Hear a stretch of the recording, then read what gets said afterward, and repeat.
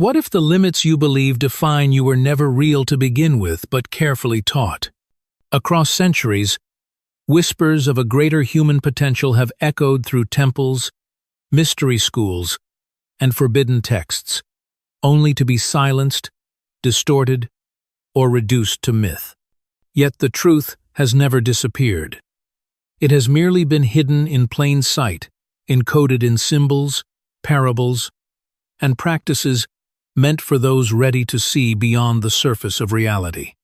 Tonight, we step beyond the familiar story of human limitation, not through fantasy or wishful thinking, but through a lineage of knowledge that suggests humanity was designed for far more than survival and routine. In this exploration, we will uncover why ancient cultures spoke of awakened beings, dormant faculties, and inner power, and why modern life seems designed to keep those potentials asleep. What you're about to hear may challenge everything you think you know about yourself. Long before modern psychology attempted to define the boundaries of the mind, ancient civilizations spoke of humanity as unfinished beings, vessels of latent power. In Egypt, initiates were taught that the soul possessed multiple layers, each capable of awakening higher perception. In India, the Vedas described hidden energies coiled within the human body, waiting for conscious activation. Greek philosophers like Plato hinted that learning was not the acquisition of knowledge, but the act of remembering what the soul already knew. Yet, this understanding did not survive intact. As empires rose and fell, knowledge that empowered the individual became dangerous to centralized authority. Mystery schools were closed, texts were burned, and teachings were diluted into metaphor and religion. Human potential was reframed as something granted externally by rulers, by gods, by institutions rather than something cultivated from within. Over time, the idea that humans possess extraordinary inner capacities faded into legend, mysticism, or superstition. What remained was a fragmented echo of a far older truth, one that was never meant to be forgotten, only protected. Imagine human potential as a sealed library buried beneath your everyday awareness. Most people live their entire lives wandering the outer halls, thoughts, habits, routines, never realizing there are deeper chambers within. Ancient teachings insisted that the human mind was not a passive receiver of reality, but a shaping force. Attention, intention, and belief were seen as tools, capable of refining perception and altering experience itself. This is why so many traditions emphasized discipline of thought and emotion, not as moral restraint, but as training. An untrained mind, they warned, leaks energy scattered, reactive, and easily influenced. But a focused mind becomes coherent, powerful, and creative. Modern neuroscience now hints at this truth, showing how repeated thoughts rewire the brain. Yet the ancients went further. They believed consciousness itself could be cultivated like a flame, growing brighter as distractions fell away. Still, the deeper layers remain guarded, not because they are forbidden, but because they require patience, silence, and courage, qualities rarely encouraged in a world built on noise and urgency. Here lies the paradox that confuses most seekers. Human potential is not something to be added, but something to be uncovered. Many believe awakening requires acquiring special knowledge, powers, or experiences. Ancient teachings suggest the opposite.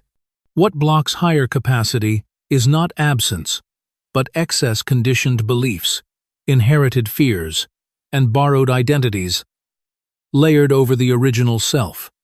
Mystics describe this process as subtraction.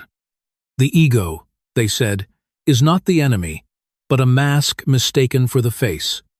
When identification with limitation dissolves, perception widens naturally. This is why some traditions warned against chasing abilities. siddhas. Visions, heightened intuition. These were considered side effects, not the goal. Fixation on them could halt true development. Hidden texts also speak of thresholds, points where inner growth destabilizes old identities. This is why awakening is often portrayed as disorienting or even terrifying. Many turn back here, interpreting discomfort as failure. In truth, it is evidence of expansion. The system resists change, even when change leads to freedom. What emerges beyond this point is not superhuman, but deeply human. Clarity, presence, and an unshakable inner authority rarely seen in the modern world. Knowing this truth means little unless it is lived. Ancient traditions were never purely philosophical, they were experiential. One of the simplest, yet most powerful practices is deliberate attention. Begin by observing where your attention goes throughout the day. Not judging, just noticing. Wherever attention rests, energy follows. By reclaiming attention from constant distraction, you begin sealing the leaks of the mind. Another practice is conscious silence. Set aside a few minutes daily without stimulation. No music, no scrolling, no internal storytelling. At first, the mind will resist. That resistance is the threshold. Stay with it. Over time, a deeper awareness surfaces beneath thought, calm yet alert. This is the ground from which clarity and intuition arise. Finally, question your inner limits. When a thought says, "I can't," "I'm not," or "this is just how I am," pause. Ask, is this a fact or a memory repeating itself? Most obstacles are echoes, not truths. Move gently. Forcing growth creates imbalance. Human potential unfolds naturally when space, patience, and sincerity are present. Human potential was never meant to be extraordinary in the sense of spectacle, it was meant to be realized. The ancients understood that the greatest power a human could embody was clarity of awareness, mastery of attention, and freedom from unconscious limitation. What has been hidden is not some distant ability, but a deeper way of being quiet, grounded, and profoundly awake. You are not incomplete. You are layered, and every layer can be gently peeled back through awareness, discipline, and inner honesty.